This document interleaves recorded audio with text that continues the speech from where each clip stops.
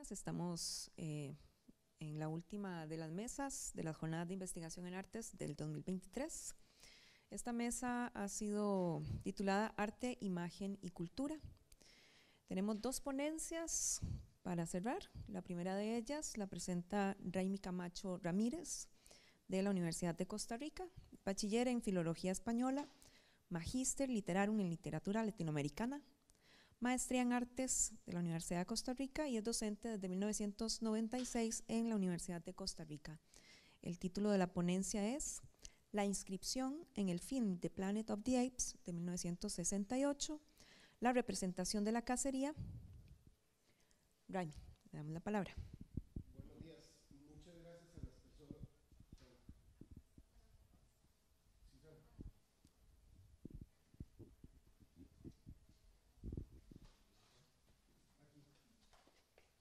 Hola. Buenos días, muchas gracias a los presentes y gracias a los organizadores de estas jornadas de arte por el privilegio de participar. Mi trabajo se circunscribe en el campo de análisis de contenido e interpretación de texto y se circunscribe el campo de la semiótica de la narración cinematográfica, que intenta como interpretación tratar de ser un culto dentro de la obra de arte que la obra de arte debería tener o debe tener.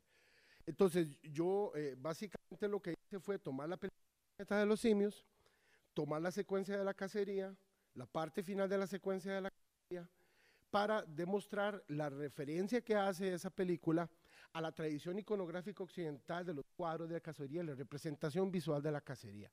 Entonces, tiene tres ideas. Bueno, la primera es esa, que representa la tradición de la cacería, luego que la cacería tiene un valor particular, representa el entrenamiento de las clases altas y las aristocracias para el ejercicio de la violencia, la separación de la tierra y la clasificación jerárquica de los seres humanos.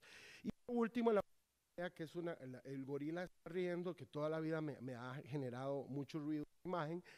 Finalmente, el gorila en esta escena, porque da a entender que hay un sistema de entretenimiento que convierte la violencia en entretenimiento y que transforma a los seres humanos en animales y viceversa. Entonces, esto viene de la idea de Bruno Latour, que es un francés, y él habla de la inscripción. Son estos objetos móviles que son una representación simbólica del mundo, o móviles estáticos, que son una representación del mundo mediatizada por el uso de un aparato. Y es el universo convertido en sí. Ahora, Bruno Latour incluso dice que lo curioso de la inscripción es que es propia de la cultura occidental de invasión que ha ejercido occidental sobre el mundo. Nada más voy a leer solo la primera parte, que es la cita de Latour. La mayor diferencia entre nosotros, los europeos, occidental blanco y los salvajes, no es la cultura ni la mente o el cerebro, sino el modo en que nosotros los visualizamos a ellos. Y consecuentemente lo que dice que nosotros hacemos mapas de ellos, diseños visuales, pero ellos no tienen un sistema para representarnos como tal.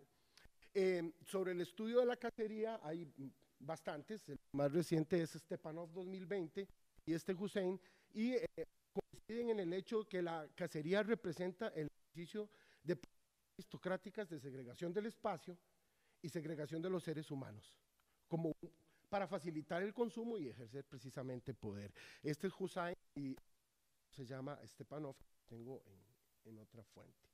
Entonces, eso es lo que la película intenta dar a entender, que esas prácticas siguen persistiendo en el sistema de entretenimiento visual y el sistema de entretenimiento visual las resignifica.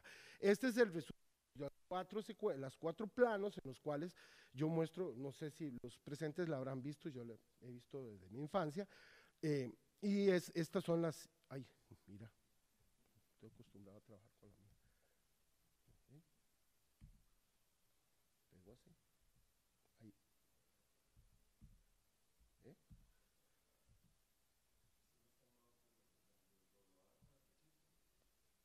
Me perdí. Aquí ya sí es cierto, yo lo puse. Este es el mono disparando con la cámara y los monos viendo al... Estas son las imágenes que yo tomo. Entonces yo lo que hago para establecer una conexión es ver a Red Arstor de la red de datos, buscar imágenes sería entre la modernidad, porque este estudio de Stepanov y de Hussein va de la modernidad hasta el siglo XX.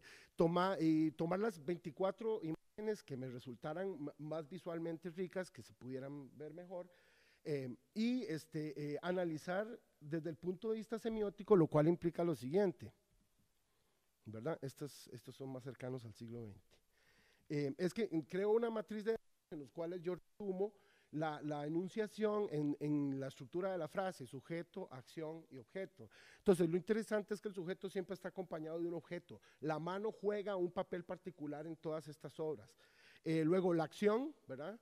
Y luego el objeto, que depende del espacio en el que está. Entonces, yo hago un análisis paradigmático, que es un análisis de tipo de los elementos que se pueden sustituir según la teoría de Jacobson, de la función poética de Jacobson, los instrumentos, las acciones, los objetos, el espacio y las dicotomías explícitas en todo ejercicio semiótico para entender una obra.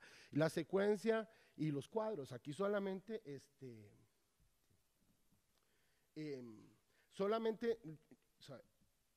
solamente tomo esos cuadros. Entonces, en el análisis divido sujeto, objeto, sujeto, acción y objeto.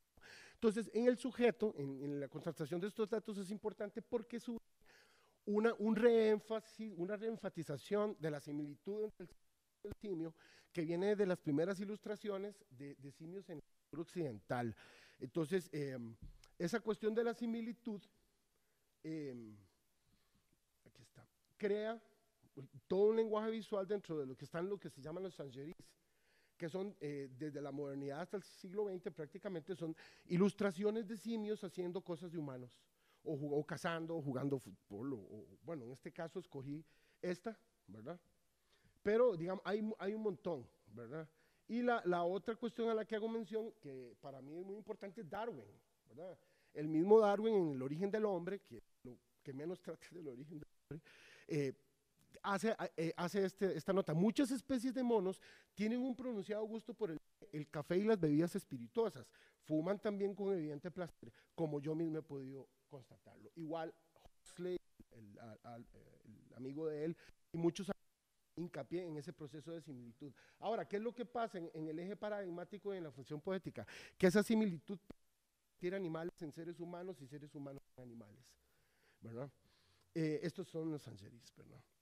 Luego, propiamente, en la parte del desarrollo, en la parte de acción, una coincidencia en el acto de fotografiar y disparar, que en este caso Ryan, que aquí pongo la cita, en la actualidad las sociedades occidentales en las que tomar fotografías implica cargar, apuntar y disparar, la cámara se ha convertido en una sublimación de las armas de fuego.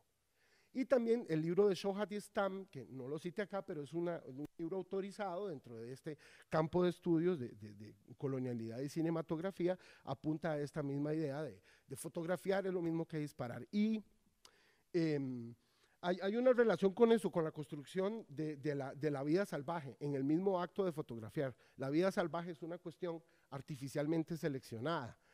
Y aquí está una relación con la taxidermia, ¿verdad? Congelar animales, ¿verdad? Luego, ese es en el rubro de acción. Esta es la fotografía, bueno, o el fotograma, el plano propiamente, y en la película se encarga de que suene el clic y salga el humo, ¿verdad? Luego, propiamente en la parte del objeto, o la localización del objeto de la cacería, ¿verdad? En este caso, en la película, hay una exposición de una cámara viendo a una cámara tomando un objeto. O sea, hay una doble sistematización del sistema de representación. Entonces, es ese, contener un objeto que contiene un objeto que contiene un objeto, se llama la mise en abîme, que es del francés Lucien d'Alembert. Bueno, aquí está la definición muy rápida, todo en clave que guarda una relación de similitud con la obra que lo contiene. Pero él ejemplifica precisamente eso, un algo que contiene un algo que contiene un algo. Entonces,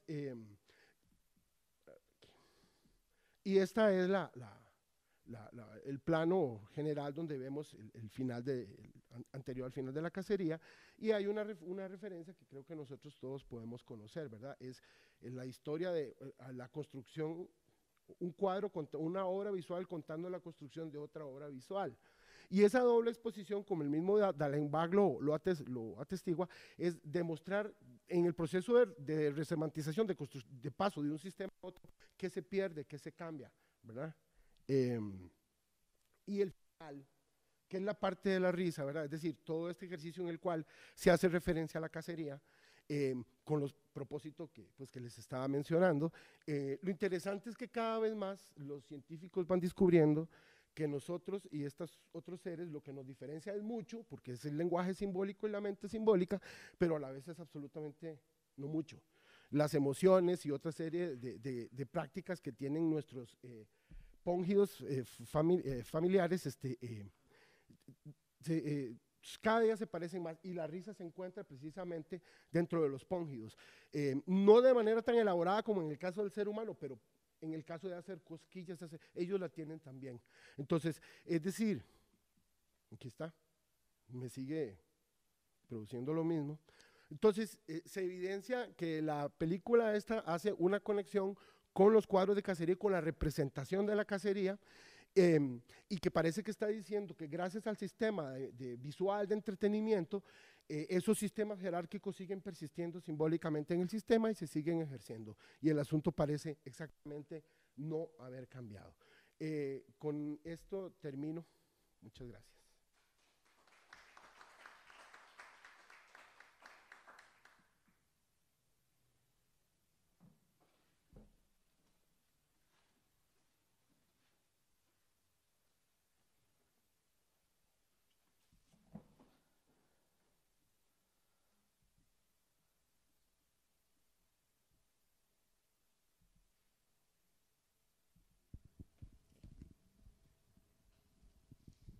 Muchísimas gracias, Raimi. Vamos a continuar con la siguiente ponencia. Va a estar a cargo de Luis Rojas Herra. Luis es de la Universidad Estatal a Distancia. Labora como profesional independiente en consultoría de diseño arquitectónico e investigación del paisaje social en LAR, donde ha publicado varios artículos sobre teoría queer y urbanismo.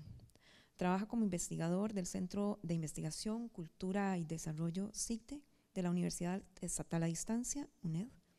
Licenciado en Arquitectura de Universidad Veritas, máster en Paisajismo y Diseño de Sitio de la Universidad de Costa Rica. Es miembro activo de la comunidad Ballroom CR. También labora como docente universitario en varios centros educativos privados del país desde hace más de 9 años. Fue ganador del segundo lugar en la categoría Investigación de la Bienal Centroamericana de Paisaje y reside en San José, Costa Rica. Luis nos va a presentar Gatote, San José en cartas postales, breve historia de lo que acontecía alrededor del Parque Nacional en San José, 1992-1996. Bueno, buenos días, espero que estén muy bien. Yo quisiera presentarme también como, bueno, esta parte me llamo Luis, pero también soy playo rural, soy una persona cero positiva y, bueno, como lo dijo la compañera, soy miembro de la comunidad Ballroom. Mi nombre en Ballroom es Perra Ivanchi.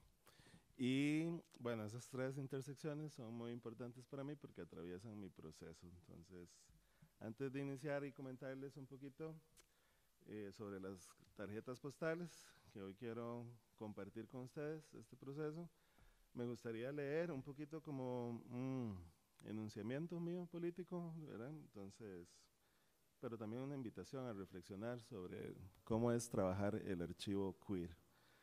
Entonces, bueno, voy a leerlo para no perderme. Las fuentes y los archivos relacionados a los sujetos queer o sexodisidentes del régimen cis heteronormativo han sido borrados y eliminados sistemáticamente desde épocas de la colonia hasta la actualidad, lo que ha contribuido a la precarización de la memoria colectiva de los grupos de las personas que nos identificamos desde otro lugar, colocando nuestros saberes y nuestros afectos en una invisibilidad estructural de manera histórica. En ese contexto, los archivos y los saberes de las personas que vivimos con VIH han sido expropiados en muchas ocasiones de manera muy violenta. Tanto el sujeto VIH positivo como la propia pandemia han sido construidos desde una perspectiva cis heteronormativa, dominante que valida la patologización, la criminalización y la victimización de todas las personas que vivimos con VIH. Este archivo pretende ser un conato, o un referente académico en términos metodológicos que permita reivindicar nuestros saberes y nuestras experiencias de vida como personas seropositivas. Este archivo en particular nos comparte la experiencia de vida del activista Rudy Gatote Leitón.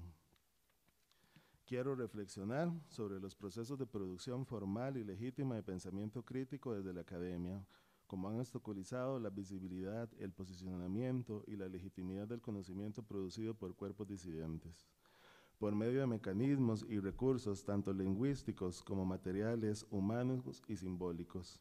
La academia valida, impone y utiliza un marco epistemológico que no es propio de la disidencia por orientación e identidad sexual no hegemónica. Estas prácticas y hábitos de aprendizaje en el ámbito académico contribuyen a perpetuar la dominación y el disciplinamiento sobre el cuerpo y los afectos de los sujetos disidentes que quedamos excluidos de estos mecanismos de producción de pensamiento. Y cuando entran en el debate, los discursos que se producen lo hacen desde una perspectiva cis heteronormativa. Si la ciudadanía sexualmente diversa no tenemos memoria, es porque para la institucionalidad en general, ahí va adentro la academia, nunca hemos existido desde un lugar válido como productores de nuestro propio conocimiento.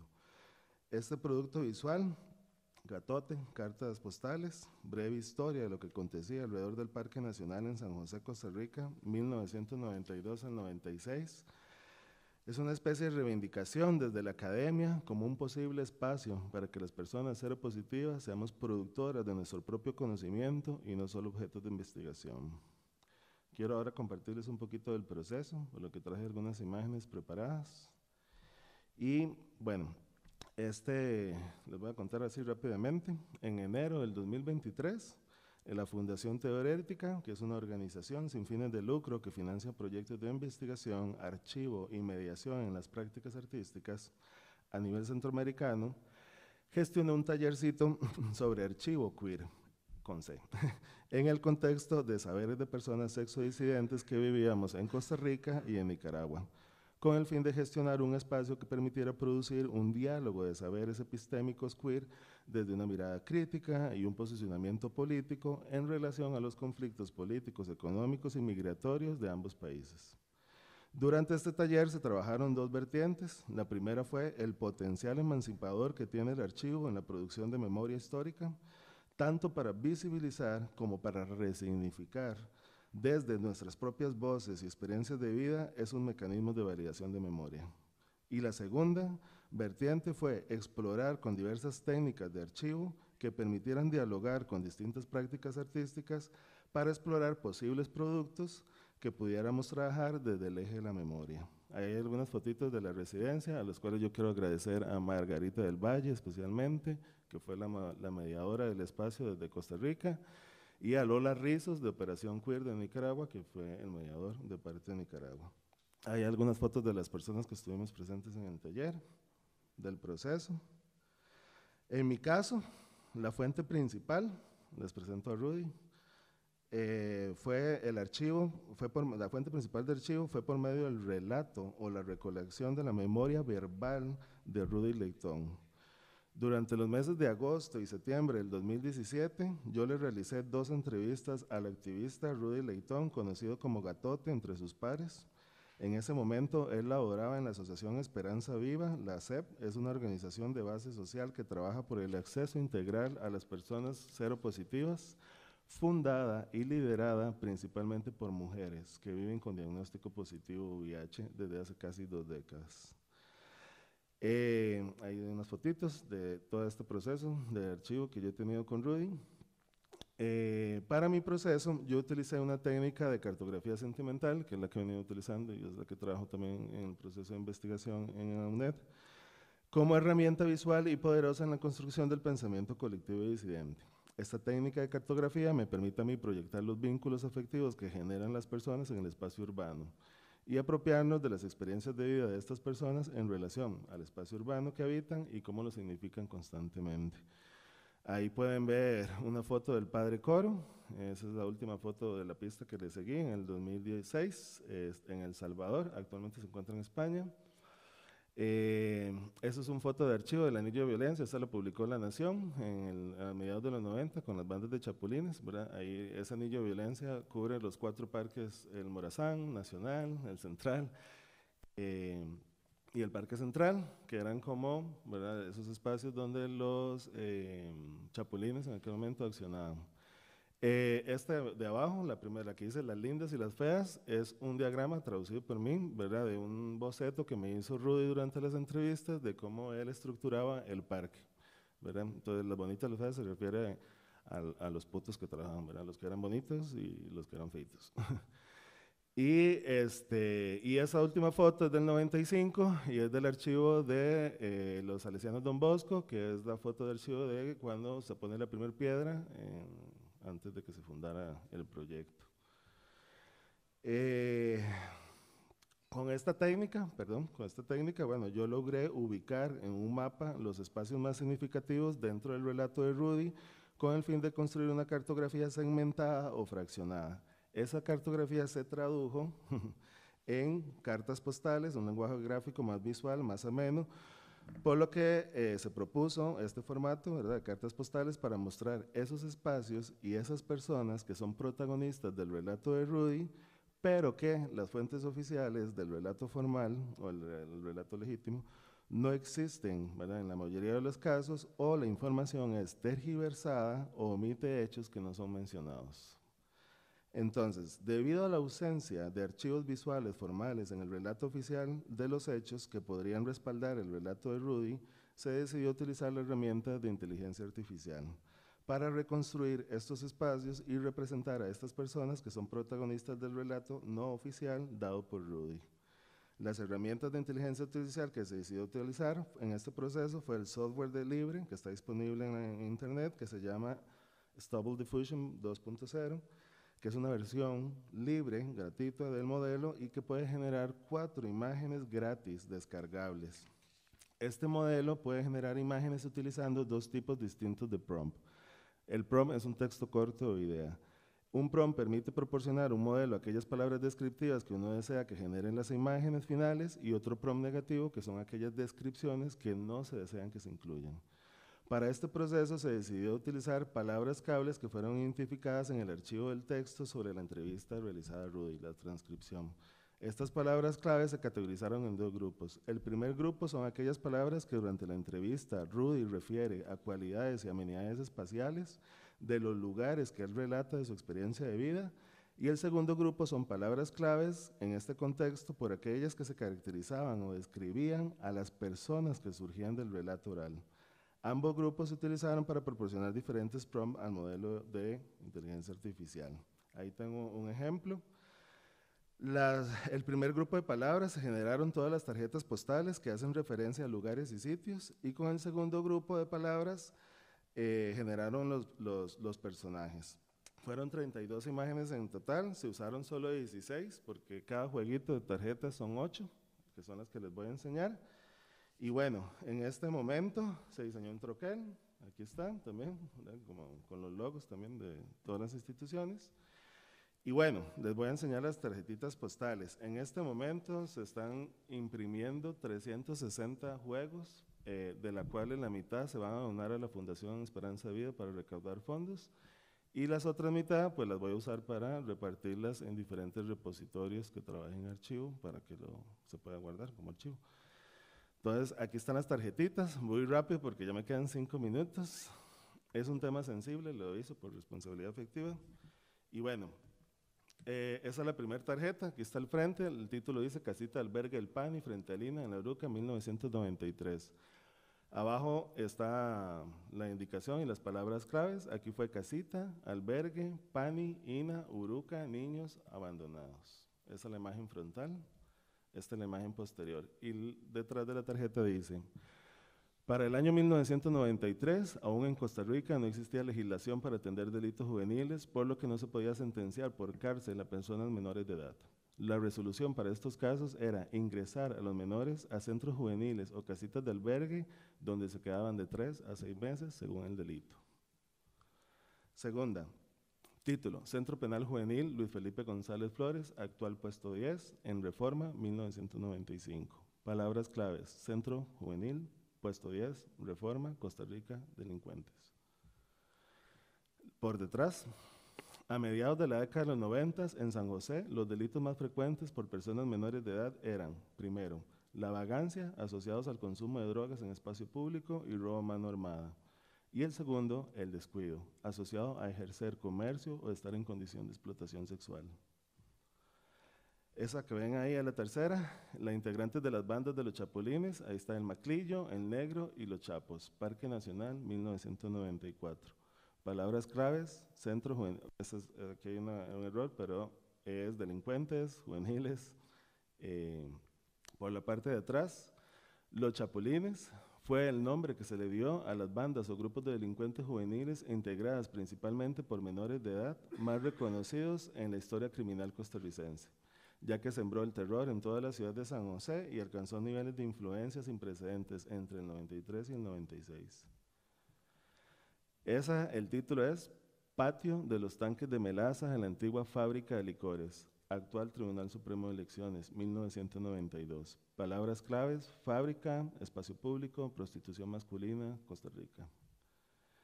En la parte de atrás dice: en 1992, el patio de los tanques de Melaza en el Parque Nacional fueron espacios de fuga para personas sexodisidentes del régimen cis heteronormativo que practicaban cruising en ese contexto. Además, en estos espacios se ejercía comercio sexual por hombres sexodisidentes, incluyendo personas menores de edad en condición de explotación sexual. Ese es el Tucán, tiene 14 años, Parque Nacional, 1993. Palabras claves: adolescente, nariz grande, latino, peligroso. Por detrás, las personas menores de edad en condición de explotación sexual debían pagar un peaje a algunas bandas de chapulines de confianza para poder ser explotados sexualmente de manera segura, tanto de la policía como de ser asaltados por otros grupos de chapulines en el Parque Nacional. El pago del peaje consistía en darles un rojo y un puro de marihuana que tenía un costo de 300 a 400 colones. Ese es Caballo Millonario, Parque Nacional, 1993. Palabras claves: policía, Costa Rica, abusador, agresor, perverso. Ese es el equipo de Caballo Millonario. Caballo Millonario fue, como se le conocía, a un comandante de la policía que se caracterizaba por infundir temor entre personas trans y homosexuales en condición de explotación sexual que se encontraban alrededor del Parque Nacional entre el 92 y el 96. El comandante descargaba un chuzo eléctrico de 220 voltios sobre estas personas hasta que quedaran inconscientes echando espuma por la boca. Y después los iba a dejar a Coronado o al puente Sarapiquí. Les quitaban su ropa y pertenencias para que se tuvieran que volver solas caminando desnudas. Ese es el padre Coro, sacerdote salesiano, más conocido como el padre Coro, en una casita de albergue en 1993. Palabras claves: sacerdote, abusador, agresor, perverso, violador. Entre 1995 y 1996, la Congregación Salesiana de Costa Rica reinicia el plan piloto para la creación de la casita de albergues o para niños en condición de calle que trabajan limpiando zapatos en la ciudad de San José. En esta ocasión, la iniciativa fue liderada por el padre Coro y para recolectar fondos utilizaron la imagen de 3 de estos menores de edad. La obra inició en 1933 en el distrito Mataronda, donde dio origen al barrio Don Bosco. Y la última es la única fuente original, o sea, si es una fuente propia. Esa es una foto de Rudy con 16 años en 1996 y esta es otra foto de Rudy. Y esta la última y dice: Rudy Gatote Leitón, Gato Negro, forma parte de los 3 niños promesas del plan piloto Casitas de Albergue de sede Don Bosco, donde fue abusado sexualmente. Rudy vivió en condición de explotación sexual y violencia desde su infancia. Él, junto con otros jóvenes, como el Tucán, se prostituyeron en el Parque Nacional de 1992 al 96, siendo aún menores de edad.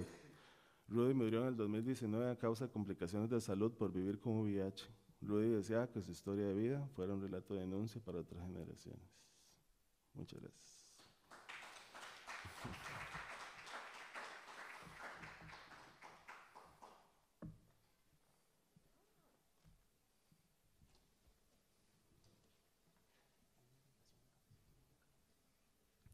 Bueno, muchísimas gracias Luis y Raimi por sus ponencias.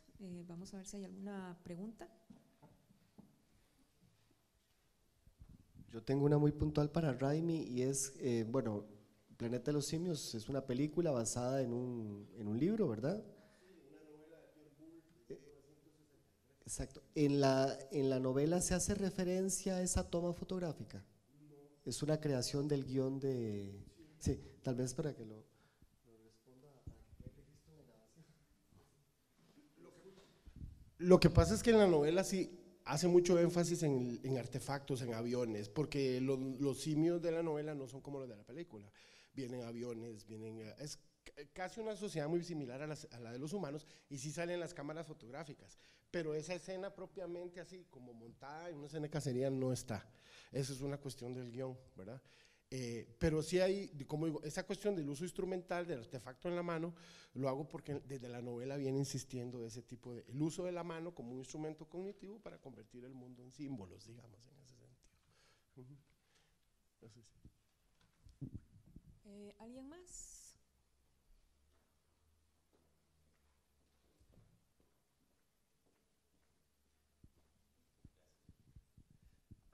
Buenos días. Quería agradecer estas dos presentaciones, realmente sugerentes. Por asuntos de tiempo querría hacerle una pregunta solamente a Luis. A mí me encantó cómo elaboraste esta exposición. Uno no lo veía venir. Me gustó muchísimo cómo fuiste colocando las piezas y al final, digamos, se da cuenta uno que está escuchando una historia dura, valiosa, que debería circular de muchas otras maneras. Así que quería decírtelo y ojalá que esto se traduzca en estas, digamos, en las tarjetas, pero ojalá también puedas escribir de muchas maneras. Esta historia yo encuentro que es valiosísima. Muchas gracias. Gracias a usted, muy amable. Bien, no sé si queda algo más pendiente, alguna otra pregunta o en línea. Estamos. Bueno, muchísimas gracias a Luis, a Raimi y a todas las personas que nos acompañaron. No se vayan porque tenemos un receso acá afuera y Eliarte ha preparado un pequeño refrigerio para que compartamos en el decanato. De acuerdo, y regresamos a las 11 para la conferencia de clausura a cargo de Alexander Jiménez. Gracias. Gracias.